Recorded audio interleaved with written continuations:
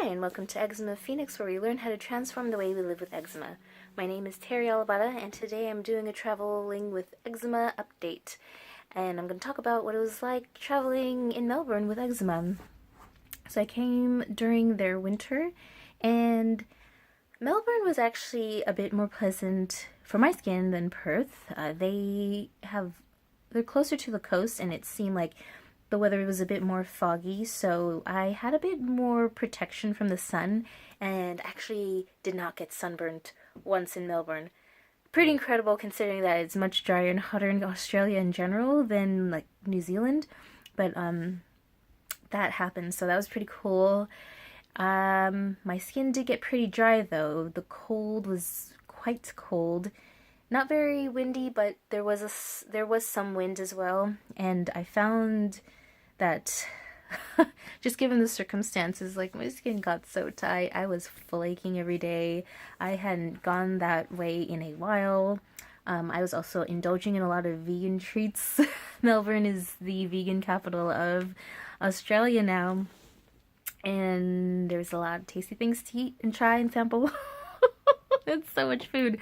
I think I didn't know all of the sorts of sweeteners that they were using, but I think there were maybe some syrups or like different sorts of sugars, maybe not cane sugar or refined sugar, but like different kinds of sugars and different vegan treats that I had, because I did get some flare-ups on my arms, again, sort of like on the inner part, kind of re-triggering candida, and a bit of psoriasis as well, just on the top of my hands, like where the knuckles were. And yeah, I also, sorry for the shaky cam. I broke my phone stand, so I need to get a new one. And yeah, so we're doing this really raw. In any case, yeah, so that kind of happened again. I did find that the Mugu products that had gone in Perth were quite useful, especially the newer formulation of the eczema and psoriasis cream that contains elderberry extract and marshmallow, I believe. That one was especially useful. I also started to I was just like so dry, and I just started experimenting with different types of herbal salves and balms that I had made, and I had just felt like I needed more protection and more of a I don't know, like a thicker cream or balm to put on top of the Mugu eczema cream, especially like on my face and neck because it was exposed to the weather. And I mixed like 5 different sorts of medicinal herbal balms that I had made in Wellington together. I think the main herbs that I remember in it were calendula, rose, holy basil. What else? Which other ones? A silver fern with like flaxseed, olive oil, sunflower oil, coconut oil. And the emulsifier was the New Zealand beeswax. So because I was starting to use the various balms together, I was just like, I felt like I needed this aspect of that balm and this aspect of that salve. And I got tired of like dipping my hand into like 5 different jars plus the lotion. So I just literally mixed the lotion with the oils, just like with a spatula, or you could use a butter knife or something like that to mix it together. But that saved time and was convenient and worked for the time that I was there.